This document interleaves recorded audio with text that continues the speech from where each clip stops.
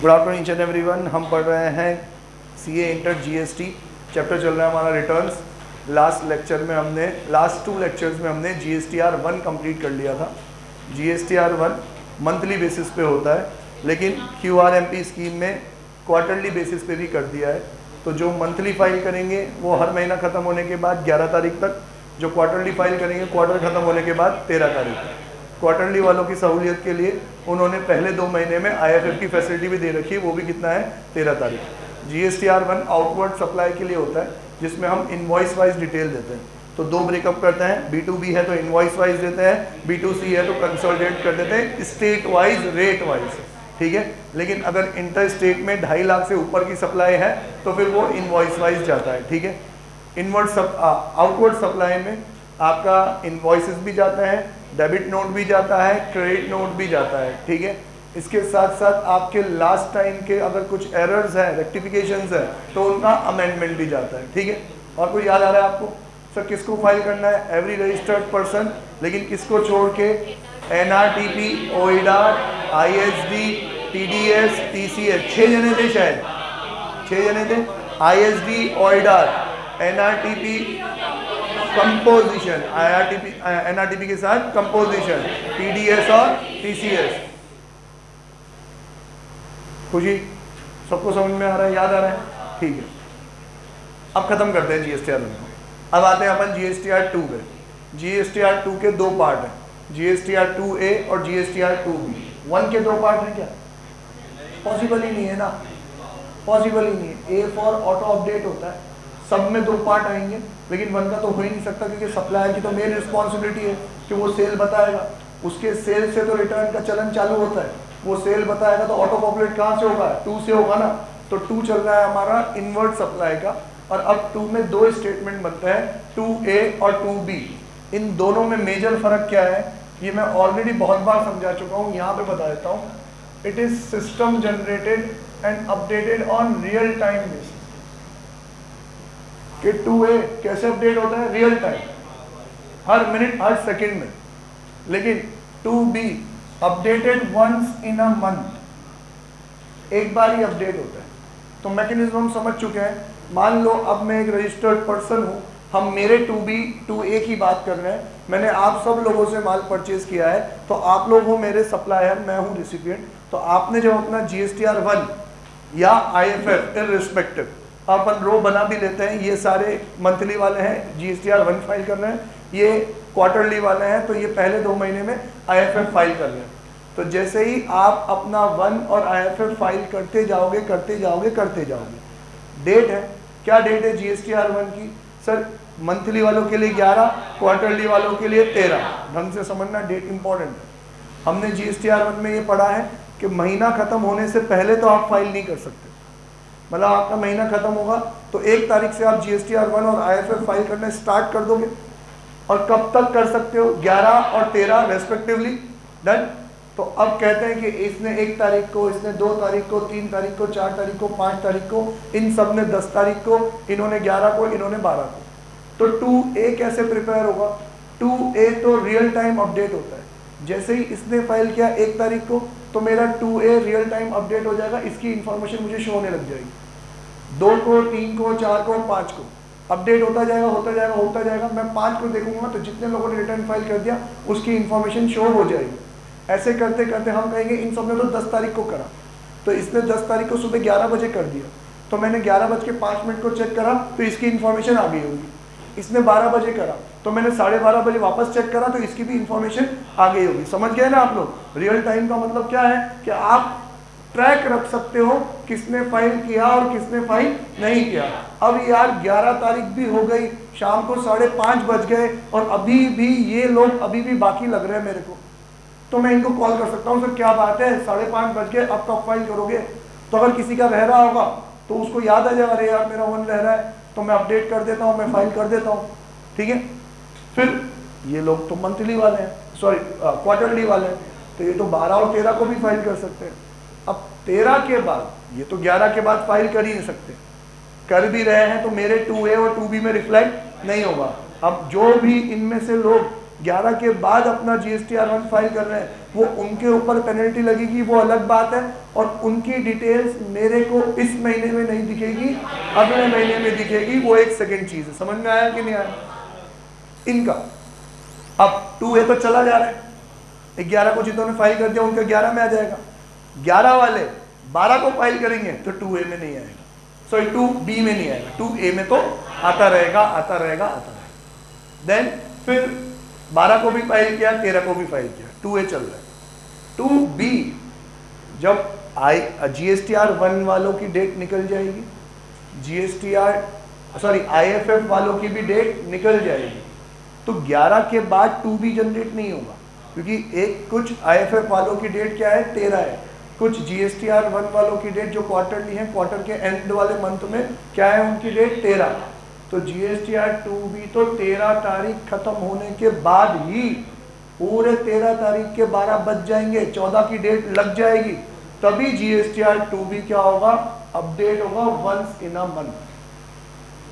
और जिन्होंने अपना रिटर्न टाइम पे फाइल किया है उनकी इंफॉर्मेशन यहाँ आ जाएगी, जिसकी यहाँ इंफॉर्मेशन आएगी उसी के लिए मैं एलिजिबल हूँ कि मैं ITC 3B में अब क्या कर सकता हूँ, क्लेम कर सकता हूँ। मैकेनिज्म समझ में आ रहा है कि नहीं आ रहा है? तो ये दो वर्ड का मतलब समझ में आ गया, रियल टाइम बेसिस और updated once in a month. अब जो लोग लेट रिटर्न फाइल कर रहे हैं वो भी 2A में तो शो होता जाएगा, लेकिन 2B में तो कब शो होगा भाई, ड्यू डेट निकल गई उसके बाद रिटर्न फाइल कर रहे हो तो नेक्स्ट 2B में शो होगा। 2A सिर्फ आपके इंटरनल ट्रैकिंग पर्पस से है, ITC के पर्पस के लिए तो कौन है, 2B है। ठीक है, तो वन बाय वन के फीचर्स पढ़ते हैं। पहला, system generated read only statement. Read only statement का मतलब क्या होता है सर, आप सिर्फ देख सकते हो, रीड कर सकते हो, कोई एडिट कुछ भी नहीं कर सकते, कुछ करने का वो नहीं है। GSTR1 में तो आपको इंफॉर्मेशन अपलोड करनी पड़ती है, फाइल करनी पड़ती है। 2A 2B फाइल करने की जरूरत नहीं है, ये तो सिस्टम आपको इन्फॉर्म करने के लिए खुद जनरेट कर रहा है, इसलिए बोला सिस्टम जनरेटेड।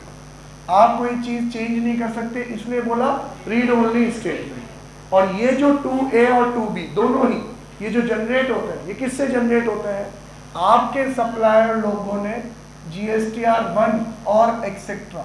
सर एक्सेट्रा कौन है, ये जो इन लोगों ने अपने अपने रिटर्न्स फाइल किए होंगे ना, उनसे आपकी इंफॉर्मेशन एक्सट्रैक्ट करके ये लोग क्या बनाते हैं, 2A भी और B भी। फर्क सिर्फ इतना ही है, A रियल टाइम बनाता है, 2B एक बार बनाता है, जिन्होंने टाइम पे रिटर्न फाइल कर दिया वो। तो सर 2A और 2B दोनों में इंफॉर्मेशन कहाँ से उठ के आती है, जिन लोगों ने GSTR1 फाइल किया उसमें आपका GST नंबर डाला हुआ तो उधर से आएगी। अगर किसी NRTP ने आपको माल सेल करा है तो उसने GSTR5 फाइल किया होगा, तो वहाँ से इंफॉर्मेशन उठ के आपके 2A 2B में आ जाएगी। TDS TCS वालों ने 7 और 8 में आपकी सप्लाई बताई होगी, तो वहाँ से इंफॉर्मेशन उठ के आएगी। इंपोर्ट आपने किया होगा या स्पेशल इकोनॉमिक जोन से आप खरीद के लाए होंगे, तो आपने रिवर्स चार्ज बेसिस पे टैक्स जमा कराया होगा, तो उसमें भी आपकी इंफॉर्मेशन उठ के आएगी। इनपुट सर्विस डिस्ट्रीब्यूटर ने आपको अगर इनपुट डिस्ट्रीब्यूट किया है तो वहां से इंफॉर्मेशन उठ के कहाँ जाएगी, 2A 2B। मतलब इन शॉर्ट, मैं किसी से भी खरीद के लाऊं, NRTP से खरीद के लाऊं, ISD से लाऊं, TDS TCS वालों से लाऊं, वो लोग अपना रिटर्न फाइल करेंगे, रेस्पेक्टिव रिटर्न फाइल करेंगे, तो इंफॉर्मेशन उठ के कहाँ आ जाएगी, 2A 2B में आ जाएगी। क्लियर है ये बात? ओके। अब सर रियल टाइम है, 2A खत्म, 2B में क्या चेंज है? सर रियल टाइम नहीं है, पहली दो लाइन तो मैंने डू कर दिया भाई, ऊपर वाली पहली लाइन कॉपी, ऊपर वाली दूसरी line copy, same to same. फिर फर्क क्या है, updated once in a month, महीने में एक बार ही अपडेट होगा, और ये जो अपडेट हो गया यही बाकी है बस। Next, reflect after the due date, ये भी बता दिया मैंने आपको कि 2B once in a month reflect कब होगा, जब दोनों चीजों की ड्यू डेट खत्म हो जाएगी। तो भाई कौन सी तारीख, 14th ऑफ ईच मंथ, हर महीने की 14 तारीख को 2B बन जाएगा। इसी के साथ 2A और 2B हमारा समाप्त हुआ। अब चलते हैं अपन 3B की तरफ। बस चलो बेटा, नेक्स्ट जो हमारा रिटर्न है वो है GSTR 3B सेक्शन 39। ऑलरेडी हम मैकेनिज्म सारा समझ चुके हैं, तो बेसिक आइडिया तो हमें है। हमने वन फाइल कर दिया, मतलब हमने हमारा आउटपुट सप्लाई सब बता दिया, मतलब उनको पता है कि हमारे आउटपुट कितना है, मतलब आउटपुट टैक्स की लायबिलिटी कितना है, सरकार को पता चल चुका। उन्होंने खुद ने ही 2A 2B बना के दे दिया, मतलब ऑलरेडी उनको पता है कि हमारे लिए इनपुट कितना है, हमारा मीन्स मेरी लायबिलिटी कितनी है ये भी पता है, और मेरे पास इनपुट टैक्स क्रेडिट के नाम पे एसेट कितना है ये भी पता है। अब बस मुझे सरकार को अश्योरेंस देनी है कि हाँ सर ये दोनों चीज़ें सही है, तो ये मेरा कंसोलिडेटेड आउटवर्ड सप्लाई, उसके अगेंस्ट में ये मेरा आउटपुट टैक्स। सर ये 2B में शो हो रहा था ना, तो ओके है सर, मैं क्लेम भी करता हूँ। कुछ एडजस्टमेंट है तो प्लस माइनस करके सर ये मेरी इनवर्ड सप्लाई और ये उसके ऊपर इनपुट। तो देखो 4 चीज़ें कर रहा हूँ मैं। वहाँ GSTR 1 में इनवॉइस वाइज डिटेल दे रहे थे, एक एक इन्फॉर्मेशन डिटेल में दे रहे थे। यहाँ मैं टोटल में बताऊँगा मेरे आउटपुट टैक्स लायबिलिटी कितनी है, मतलब मेरा आउटवर्ड सप्लाई कितना है, इंटर स्टेट भी और इंटर स्टेट भी, और उसके अगेंस्ट में मैं खुद बताऊंगा कि मेरा IGST कितना बना, CGST कितना बना, SGST कितना बना। सिर्फ 3 अमाउंट लिखूंगा मैं, मतलब देखा जाए तो मैंने 5 अमाउंट लिखे, इंटर स्टेट का भी लिख दिया, इंट्रा स्टेट का भी लिख दिया, तो 2 अमाउंट तो ये लिख दिए। इंट्रा स्टेट का लिखा तो फिर मैंने खुद ने बताया कि इंट्रा स्टेट के अगेंस्ट में CGST कितना, SGST कितना, इंटर स्टेट के अगेंस्ट में मेरा IGST कितना, मतलब मैंने टोटल कितने अमाउंट लिख दिए, 5 अमाउंट लिख दिए। ये बात समझ में आ रही है कि नहीं? तो ये तो हो गया मेरा, मैंने GSTR 1 को एक तरीके से वेरीफाई कर दिया और एक्सेप्ट कर दिया, और इस वेरीफाई और एक्सेप्टेंस में मैं मेरी मर्जी से कुछ प्लस माइनस अमेंडमेंट के जो एडजस्टमेंट है वो कर सकता हूँ, ठीक है। तो अब मैंने मेरी लायबिलिटी बुक कर दी, स्टैम्प कर दी, लॉक कर दी कि जो बताया वो बिल्कुल सही है, यही मेरी लायबिलिटी है। अब 2B उन्होंने खुद ने बना के दिया था, जिसमें मेरा क्या था, सारा इनपुट गिवन था। तो अब मैं कहूँगा कि हाँ सर, इंटर स्टेट इतना माल खरीदा है, intra state with in the state इतना माल खरीदा है, तो मैं एक्सेप्ट करता हूं कि मेरे पास इतनी इनपुट में क्लेम करना चाहता हूं, IGST की, CGST की और SGST की। 5 वहाँ 5 यहाँ, 10 अमाउंट मैंने टोटल दे दिए, वो डिटेल में था, ये कंसोलिडेटेड टोटल है। तो मेरा आउटपुट भी बुक हो गया, मेरा इनपुट भी बुक हो गया। फिर आपको पेमेंट ऑफ टैक्स में हमने सीक्वेंस बताया है कि पहले IGST चलेगा, है ना, फिर CGST SGST बैकवर्ड चलेंगे।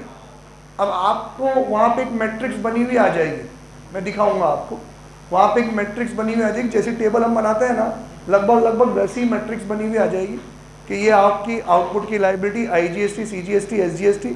अब तुम बताओ किससे कितना एडजस्ट करना चाहते हो।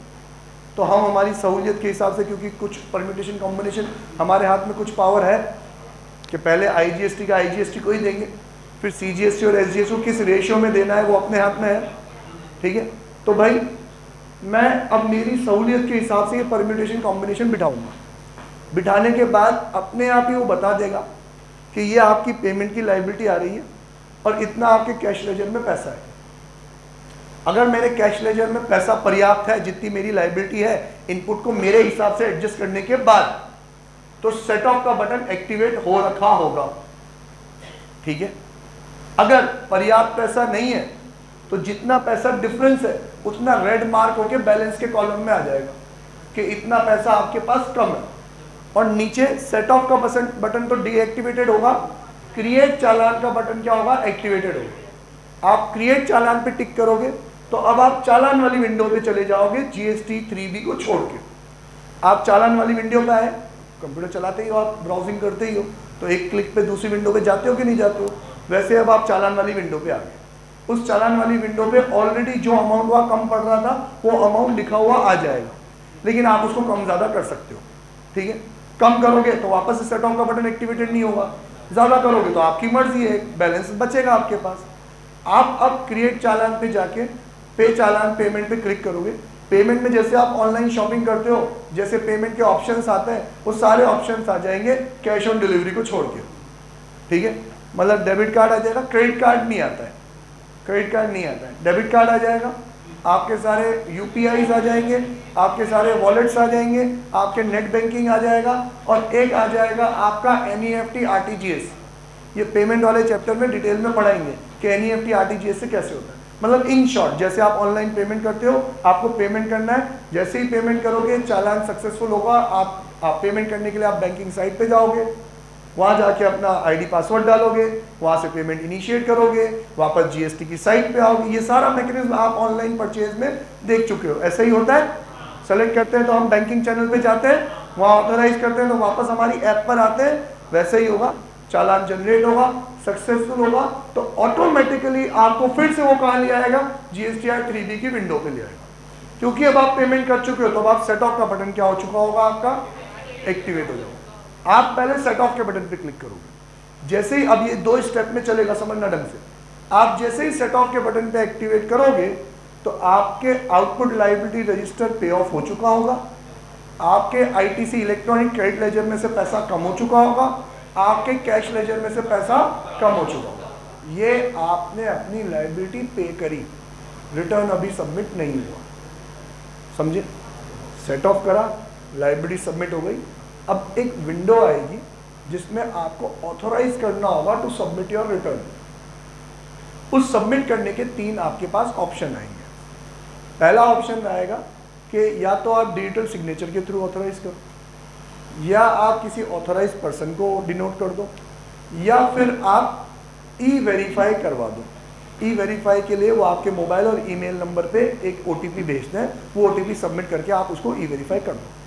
तो हम सबसे सिंपल OTP सेलेक्ट करते हैं, मेल पे आ जाता है, हाथों हाथ मेल खोलते हैं, कॉपी पेस्ट कर देते हैं, सबमिट। ये सबमिट हुआ तो GSTR 3B आपका क्या हो गया, फाइल हो गया। समझ में आया मैकेनिज्म पूरा? अच्छे से समझ में आया? तो चलो अब पढ़ते हैं क्या हुआ। सर कौन फाइल करेगा? सेम है GSTR 1, सारे रजिस्टर्ड पर्सन फाइल करेंगे। कौन नहीं करेगा? सर एक तो ISD और OIDA, NRTP और कंपोजिशन, TDS और TCS, ये 6 लोग 3B भी फाइल नहीं करेंगे, ठीक है? बाकी हर कोई 3B फाइल करेगा। सर ड्यू डेट क्या है? अगर मंथली है तो 20 तारीख, और अगर क्वार्टरली है तो 22 और 24। सर एक रखो ना, 22 के 24, तो भाई पोर्टल पे लोड ना आए और उनके पैसों का हिसाब किताब बिल्कुल ओके रहे, क्योंकि यहाँ पे अब आपको मर्चेंट बैंकर के पास भी ले जाएगा, पेमेंट भी करवाएगा, पैसों का फ्लो इसी दिनों में रहेगा। तो इन्होंने क्या करा, पूरे इंडिया को 2 पार्ट में बांट दिया, कुछ स्टेट्स के लिए 22, कुछ स्टेट्स के लिए 24। राजस्थान का 24, एक मेरा महाराष्ट्र का क्लाइंट है उसके लिए मुझे याद है 22। बाकी कौन से स्टेट 22 में है, कौन सा स्टेट 24 में है, ये मुझे याद नहीं है। आपकी बुक में टेबल दे रखी है, बुक में जाएंगे तब टेबल पे आएंगे, अभी बुक पे मत जाओ, आप यहाँ जाओ, ठीक है? ओके सर, ये डेट एक्सटेंड कर सकते हैं क्या? हाँ सर, कर्फ्यू लग गया किसी स्टेट में तो कमिश्नर क्या कर देगा, उसको एक्सटेंड कर देगा, ठीक है? कोरोना आया तो एक्सटेंड हो गई, ठीक है? GSTR 3A, तो पहले इसमें भी इन्होंने थोड़ी सहूलियत दे रखी थी कि हम ये सारे 5 फिगर आउटवर्ड के, 5 फिगर इनवर्ड के, सारी चीज़ें ऑटो पॉपुलेट करके दे देंगे आपको। तो 3A खुद बना के दे देते थे, उससे देख के 3B तुम बना दो। फिर सरकार ने काय को मेहनत करवा दो जब 3B तुम्हें बनाना ही है। तो क्या बोला, डेफर्ड बाय काउंसिल, अब नहीं बनाते, बनाते नहीं है, लेकिन एक फिर भी एक सहूलियत देते हैं। क्या सहूलियत देते हैं? आप लोग आपका जो पर्सनल लैपटॉप, कंप्यूटर या मोबाइल चलाते हो, तो आपने उस किसी वेबसाइट पे अगर कोई एक फॉर्म एक बार भरा होता है और सेम फॉर्म दोबारा भरते हो, तो आपके क्लिक करते ही प्रीवियस वाली फील्ड आती है कि नहीं आती? आती है ना, ताकि फिर आप उसमें क्लिक करो तो आपको टाइप करने की जरूरत नहीं है, वही चीज़ उसमें अपने आप ऑटो टाइप हो जाती है। हाँ, गूगल क्रोम ये सर्विस प्रोवाइड करता है, ये सारा डेटा क्रोम अपने पास सेव करके रखता है, ताकि आप दोबारा उस वेबसाइट पे जाओ तो ऑटो फिल करो तो सारी चीज़ें अपने आप क्या हो जाए, फिल हो जाए, है ना?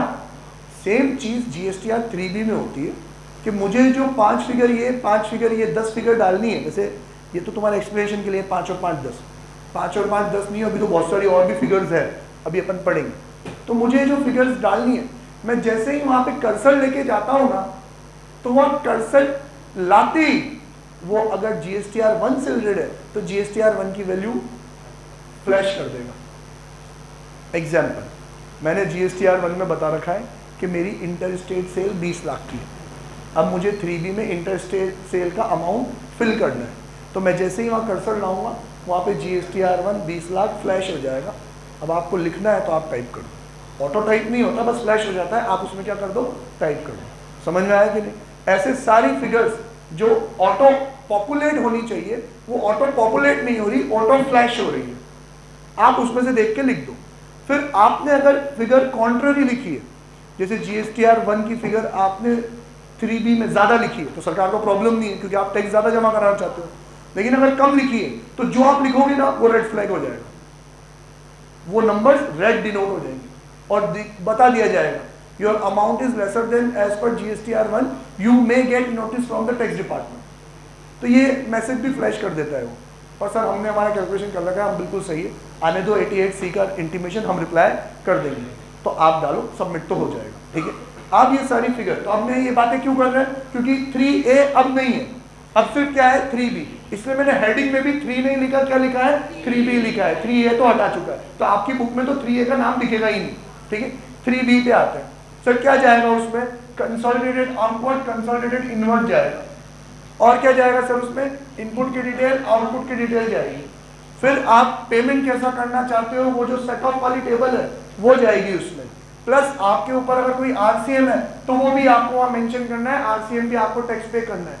RCM का ख्याल सरकार बहुत तगड़ा रखती है 3B में, RCM की टेबल ऑटो फ्लैश होती है और अगर आप उसमें कोई और अमाउंट डालते हो तो सबमिट होता ही नहीं है, उतना टैक्स तो आपको RCM का पे करना ही पड़ेगा, तो ही होगा, नहीं तो नहीं होगा। RCM में प्लस माइनस नहीं करने देती हो, जितना RCM उन्होंने ऑटो जनरेट कर दिया कि सर इतने इतने GTA वालों ने आपका नंबर डाला है और वो लोग कह रहे हैं कि हम RCM में आप पे करोगे, तो आपको फिर वो पे करना ही पड़ेगा, ठीक है। और RCM तो कैश में ही पे कर दे, ठीक है। तो पेमेंट ऑफ टैक्स, RCM, ये सारी चीजें 3B में मेंशन होती हैं। और भी डिटेल से क्या मेंशन होती है अभी अपन बुक से टेबल में पढ़ेंगे। सर कैसे फाइल करना है, तो पहला और फॉरमोस्ट तरीका, सबसे ज्यादा यूज होने वाला, कॉमन पोर्टल, आपका लॉगिन आईडी जनरेटेड है, वहां जाओ फाइल करो। नहीं आता आपको, कंसल्टेंट नहीं है आपके पास, कहाँ जाओ, GST फैसिलिटेशन सेंटर पे चले जाओ। कोटा में तो शायद एक ही फैसिलिटेशन सेंटर है और वो भी GST डिपार्टमेंट के अंदर ही है, तो OCC जाने से डरता हूँ वहाँ, ठीक है। तो वहाँ चले जाओ, वो लोग हेल्प कर देंगे आपको, या फिर SMS के थ्रू फाइल कर सकते हो अगर रिटर्न कौन सा है, नील रिटर्न, क्योंकि यार SMS के थ्रू इतनी सारी कोडिंग तो कहाँ से कराएंगे आपसे। तो अगर नील रिटर्न है तो SMS के थ्रू फाइल कर सकते हो, अगर कोई दूसरा रिटर्न है तो फिर मतलब फिगर्स आपको डालनी है तो फिर SMS काम का नहीं है, ठीक है। आगे चलते हैं अपन,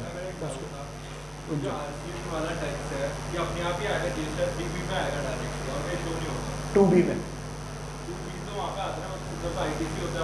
2B में इन्वर्ट आता है ना, 2B में इन्वर्ट आता है। RCM वाले में RCM क्यों आएगा, क्योंकि आपने किसी रजिस्टर्ड पर्सन से खरीदा है और उसकी सर्विसेज या गुड्स RCM वाली कैटेगरी में है, तो उसने आपका इनवॉइस तो चढ़ाया है लेकिन RCM के टैब में चढ़ा है, तो सरकार को पता है कि आपने RCM वाली इतनी की माल खरीदा है, तो 2B में शो हो जाएगा कि आपने 1 लाख रुपए का माल RCM में खरीदा है, तो 2B में शो हो गया, तो 3B में भी अपने आप पता पड़ जाएगा कि 1 लाख का अगर 5% 5,000 रुपये आपको RCM में पे करना है, तो वहाँ पे वो जो फ्लैश वाला सिस्टम है वो होगा ही हो, उतना आपको जमा कराना ही पड़ेगा। नहीं, भरना ही पड़ेगा और उससे ही फिर डेबिट नोट क्रेडिट नोट करवाना पड़ेगा। हाँ, पर RCM में एक देखो, RCM में थोड़ा रिजिडिटी है, अभी तुम मुझसे डिस्कस करोगे तो तुम और भी कॉन्ट्ररी क्वेश्चंस पूछ सकते हो, लेकिन मैं एक बात बताऊँ, RCM आप जो पे करते हो वो आपके इलेक्ट्रॉनिक क्रेडिट लेजर में जाके तो जमा हो जाता है। RCM क्या है, रिवर्स चार्ज मैकेनिज्म किस चीज़ का है, जो चीज़ें मैंने खरीदी है उसका टैक्स मैं सप्लायर को ना दे रहा हूँ, किसको दे रहा हूँ, गवर्नमेंट को। सप्लायर को देता तो इनपुट मिलता कि नहीं मिलता, तो गवर्नमेंट को भी तो दे रहा हूँ, तो इनपुट मिलेगा कि नहीं मिलेगा, मिलेगा, तो प्रॉब्लम नहीं है, आप जमा कराओ, आपके इनपुट में ऐड होगा। मीन्स इसका मैकेनिज्म अब थोड़ा सा डिफिकल्ट पड़ता है, लेकिन खुले मन से शांत मन से समझोगे तो समझ में आएगा। मैं फिगर्स लेके समझाता हूँ आपको। वही हमारा 1 लाख रुपए का माल हमने खरीदा और कितने में बेचा हमने,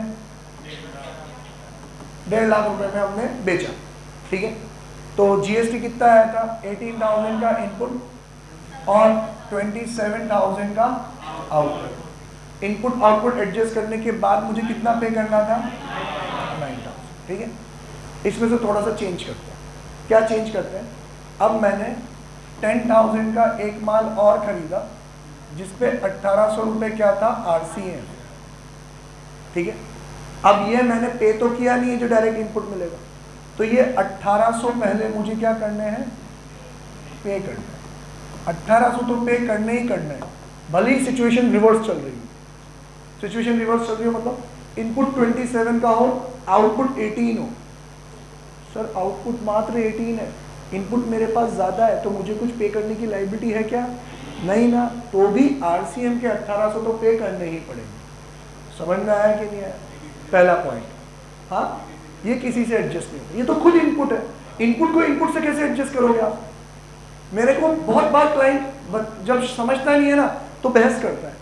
क्या बहस करता है, अरे किस बात का टैक्स जमा कराऊं, मेरे पास तो इनपुट बहुत सारा है।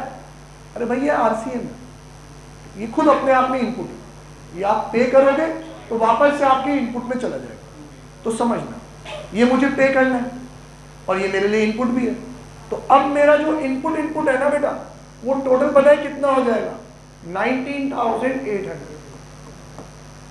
वो कितना हो जाएगा, 19,800। और आउटपुट कितना है मेरा, 27,000। तो मुझे पहले पे करने के लिए कितना आ रहा था, 9,000। अब वो 9,000 से हटके कितना पे करने के लिए आ जाएगा मेरा, 7,200। तो बात तो फर्क पड़ा ही नहीं ना, 9,000 में पहले भी पे कर रहा था और दोनों को मिला के 9,000। समझेंगे नहीं? तो 2 पॉइंट समझे अपन ने। पहला, RCM तो पे करना ही पड़ेगा।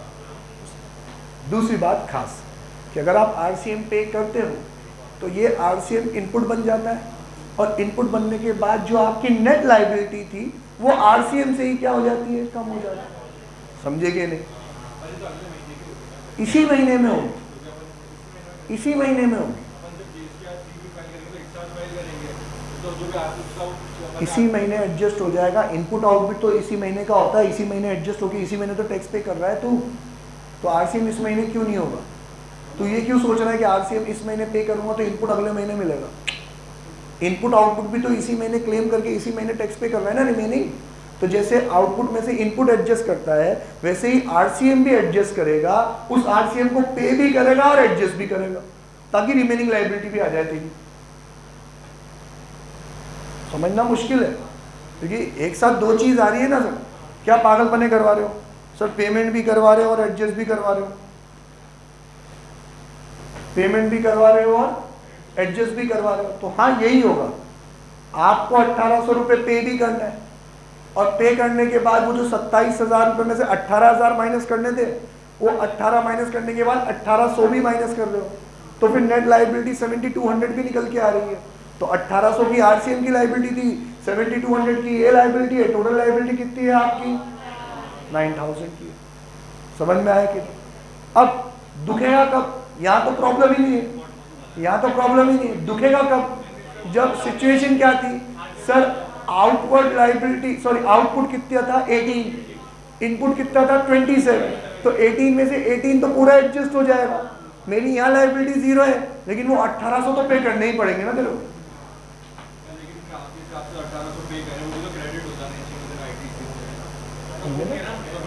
हेलो, अरे यही तो बात है जो खटकती है कि पेमेंट करना है, मेरे पास इनपुट है तो भी करना है, और जो करूंगा वो इनपुट में बढ़ेगा। मींस अभी RCM को अलग करते हैं। अपोजिट सिचुएशन क्या कि मेरे पास 18,000 का आउटपुट, 27,000 का इनपुट। तो सर मेरे पास तो 9,000 का इनपुट एक्स्ट्रा है, तो कुछ पे करना है क्या, नहीं, पर 1800 का RCM भी है ना, तो 1800 का RCM आप पे करोगे और आपके इनपुट का बैलेंस 9,000 प्लस 1,800 कितना हो जाएगा, 10,800 हो जाएगा अगले महीने के लिए। अगर यहाँ लायबिलिटी नहीं है तो अगले महीने, वो तो इनपुट है यार, इनपुट आप यूज नहीं कर रहे तो अगले महीने, लेकिन इनपुट तो इसी महीने मिल गया ना मेरे भाई, ठीक है। फिर अटक गया,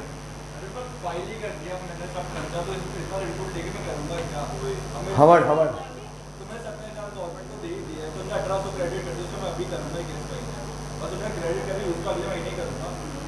अरे यार कहाँ लॉजिकल है, अभी 7200 में इस महीने यूज कर तो लिया तूने वो इनपुट, तो और क्या मतलब अचार डालना है क्या उसको, फाइल के टाइम पे तो यूज करना है। आपने कहा आरसीएम तभी आएगा जब पैसा दोगे, मैंने पैसा दे दिया तो आरसीएम का टैक्स थोड़ी ना होगा, आरसीएम का अलग टैक्स आएगा। आप पैसे दे रहे हो ना, मन बना लिया ना कि 1800 देने हैं, तो सरकार ने 1800 रुपये निकाल के यूँ रख दिया कि ये तो हमें तुझसे लेना ही, फिर सरकार ने हिसाब में जोड़ते टाइम देख तू ये देगा ही सही ना, तो माइनस भी कर दिया, तो अब दूसरा हिसाब कितने का निकला 7200, तो देख 1800 ये देने, 72 ये 100 ये देने, तो 9000 रुपये हमें दे दे।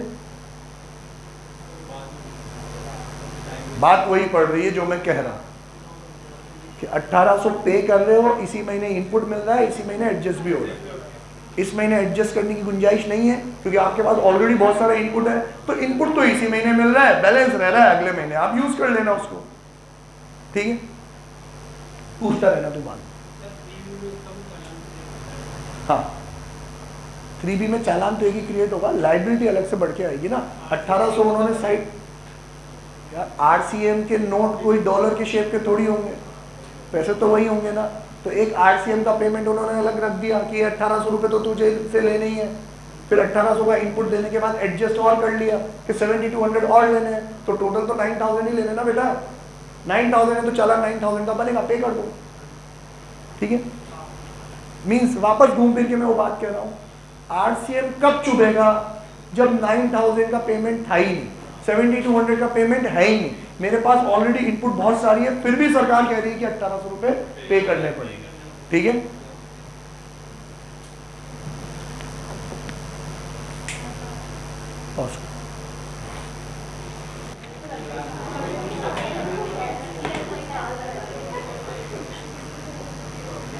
टाइम कम है हमारे पास और चीज़ें बहुत सिंपल है, तो ध्यान से सुनना, एक बार में समझ में आने लायक चीज़ें।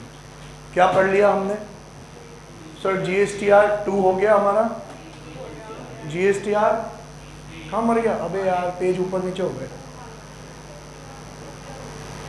GSTR 3B सेक्शन 39 कौन फाइल करेगा, same as GSTR 1, due date क्या है 20 तारीख और 22 और 24।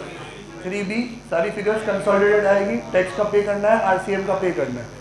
कैसे फाइल करेंगे सर, कॉमन पोर्टल से हर कोई ये फाइल करता है, नहीं होता है तो फैसिलिटेशन सेंटर चल जाओ, नील रिटर्न है तो कैसे कर लो, SMS से कर लो, ठीक है। अब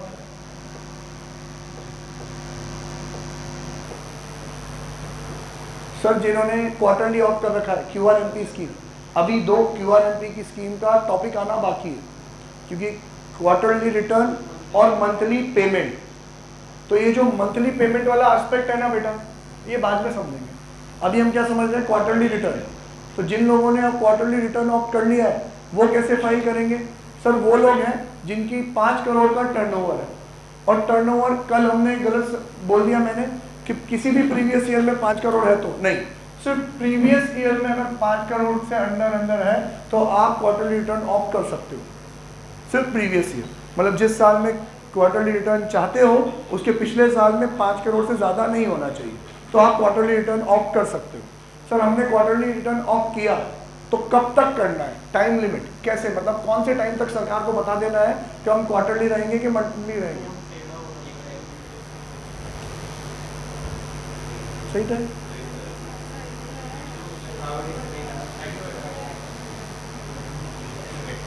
तो सर कौन से टाइम तक आप सरकार को ये इंटीमेट कर दोगे कि आप क्वार्टरली में रहना चाहते हो या मंथली में रहना चाहते हो, तो मैं तो ये कहूँगा जब मर्जी पड़े तब, कभी भी।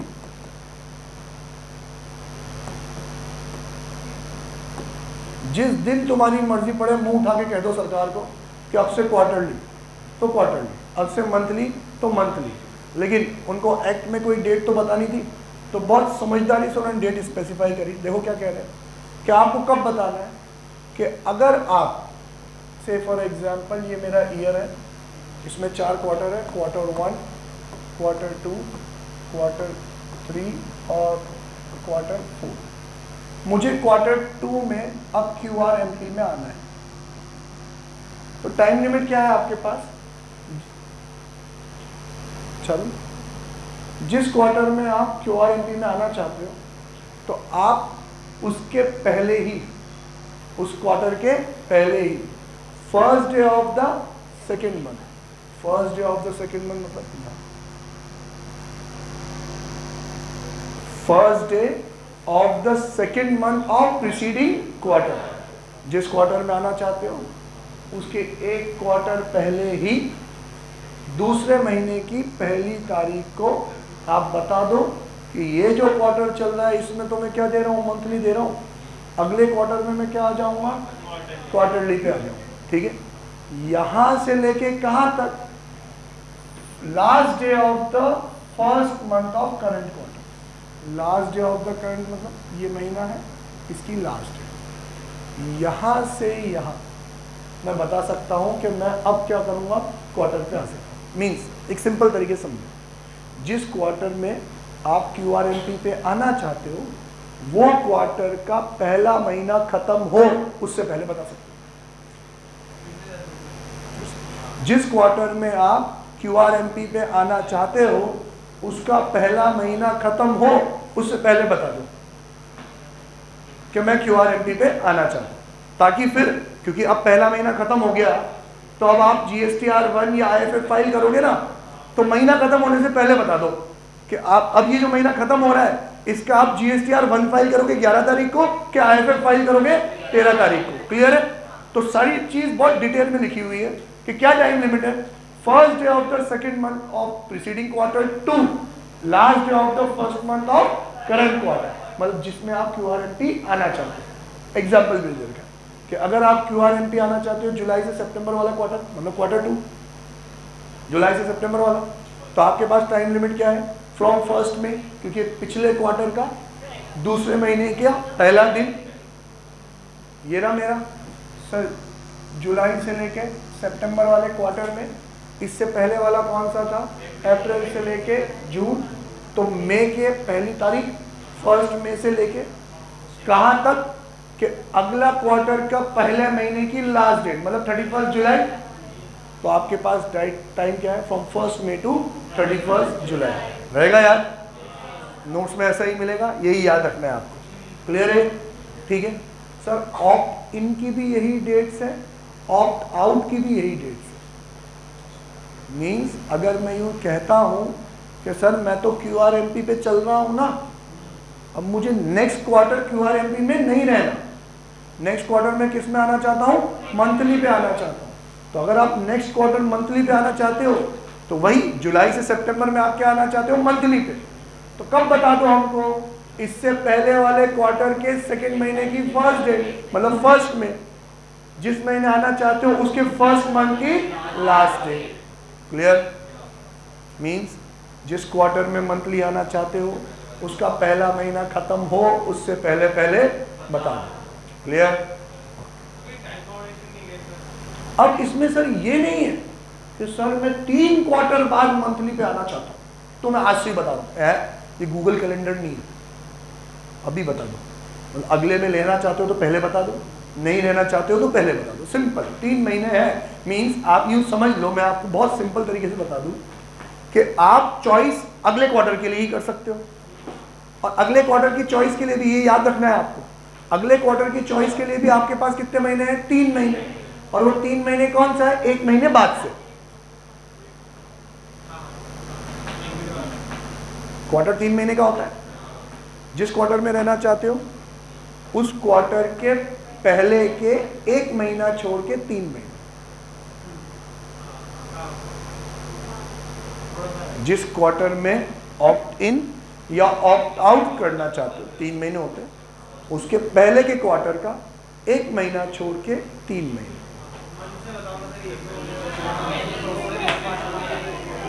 अबे ये 3 उंगली समझते हो तुम लोग, ये एक क्वार्टर, ये दूसरा क्वार्टर। अबे जनवरी में भी तो समझा दिया ना ढक्कन पहले, अब तो मैं ट्रिक समझा रहा हूं तुम्हें याद रखने की, तुम ऐसे ही करना। BRS में नहीं पढ़ा तुमने, थोड़ी सी तो लिख करा दो, इसमें यूं समझने में क्या दिक्कत है तुमको। जिस क्वार्टर में तुम आना चाहते हो, ये 3 महीने है ना क्वार्टर के, उसके पहले वाला क्वार्टर, उसके पहले के 3 महीने, 1 महीना छोड़ के 3 महीने,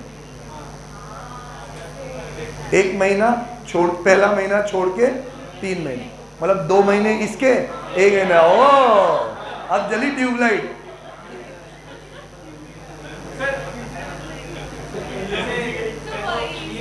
बाद में एमसीक्यू बाद में करेंगे अपन, ठीक है। अब यहाँ आओ, डिस्टिंक्ट पर्सन।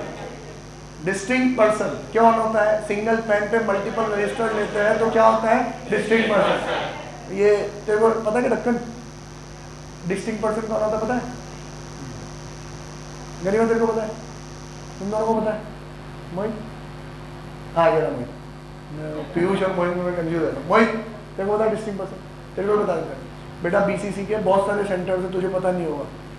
एक कोटा में, एक अहमदाबाद में, एक मुंबई में, तो एक दुबई में, छब्बीसगढ़ लेके बैठे हैं, हाँ। तो मल्टीपल सेंटर से अलग अलग स्टेट में तो रजिस्ट्रेशन लेते हैं सेंटर वाइज, स्टेट वाइज। तो बीसीसी को एक रजिस्ट्रेशन लेना पड़ेगा राजस्थान में, एक लेना पड़ेगा महाराष्ट्र में, एक लेना पड़ेगा गुजरात में। तो बीसीसी एक कंपनी है, एक कंपनी ने 3 रजिस्ट्रेशन ले रखे हैं।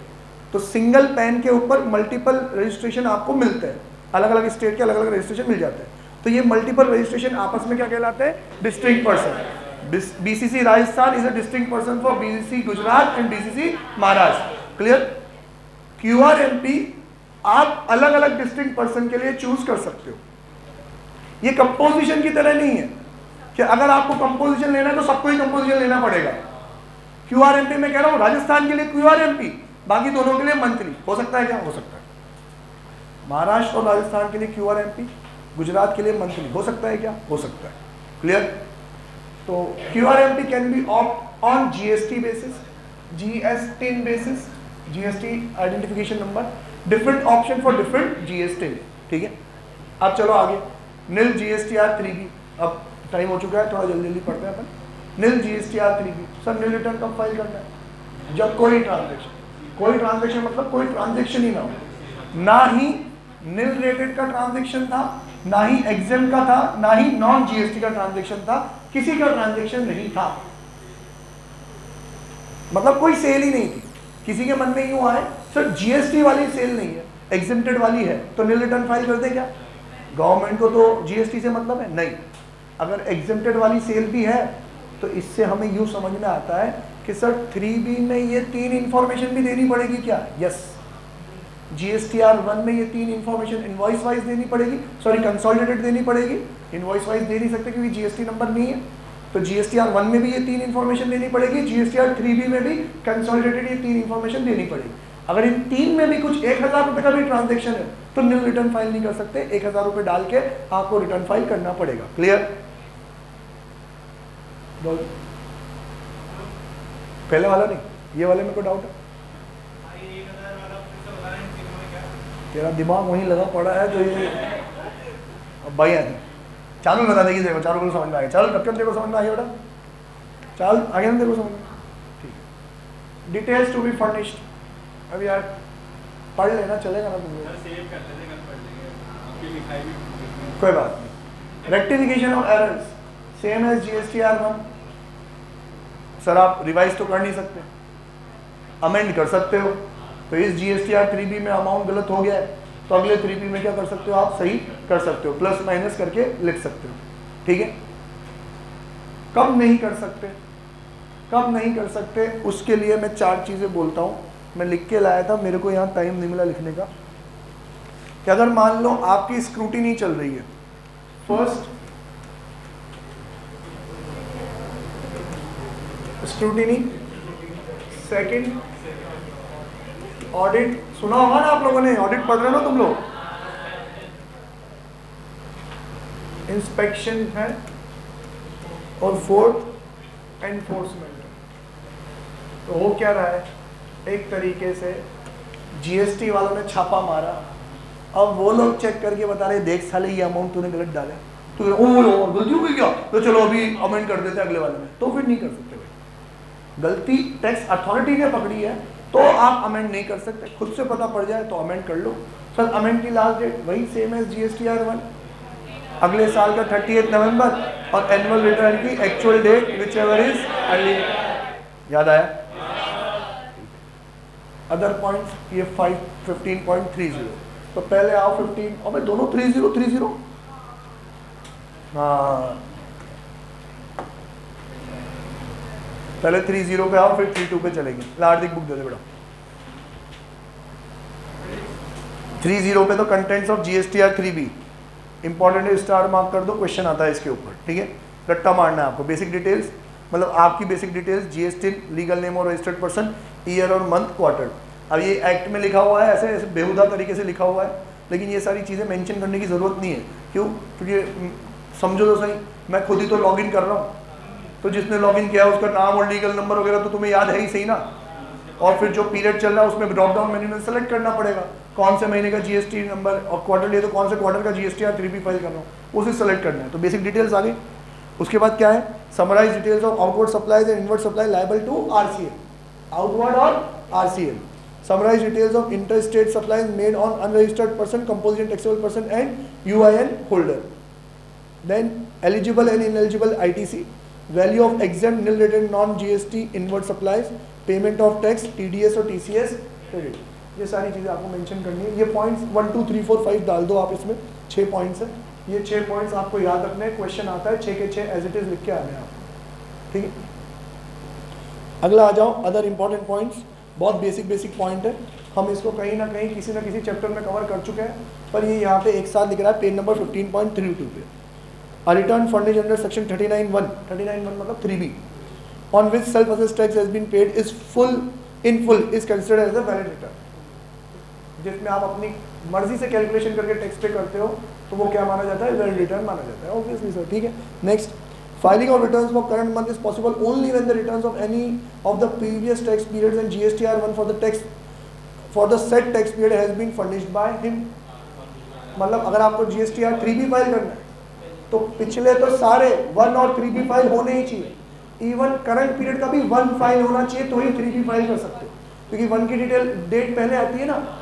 1 की डेट 11 है, इसकी डेट 20 है, तो 20 को रिटर्न फाइल करना चाहते हो तो 11 वाला फाइल होना चाहिए ना, बिना उसके ये फाइल नहीं कर सकते, ठीक है।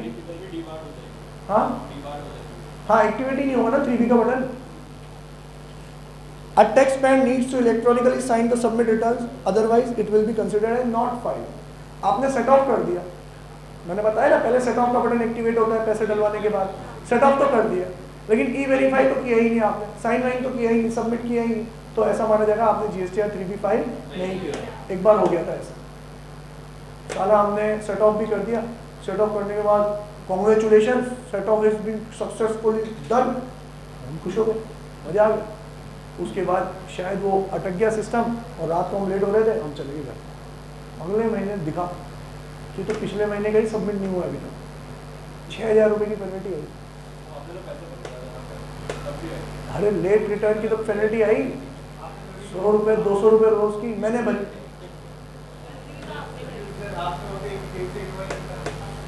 भरनी पड़ी, क्या करें, मेरी गलती है मुझसे। इलेक्ट्रॉनिक एंड डिजिटल सिग्नेचर से आपको क्या करना है? साइन करना है। Tax payer can electronically sign their returns using a DSC, mandatory for all types of companies and LLPs, और e sign Aadhaar based OTP verification, और e verify electronic verification code send to a registered mobile number of a authorise signatory. 3 चीज़ हो गई भाई। एक तो digital signature, वो token दिखाया था आप लोगों को, दूसरा आधार OTP, तीसरा GST का खुद का OTP, ई-वेरिफिकेशन कोड जो मोबाइल नंबर और उस पर सेंड कर देता है ऑथोराइज पर्सन के। बाय टाटा। अब ये चैप्टर मेजर कंप्लीट हो चुका है। मेजर इस चैप्टर में GSTR 1 और 3B ही था। इसके बाद के रिटर्न बहुत छोटे छोटे हैं, आधे आधे पेज के।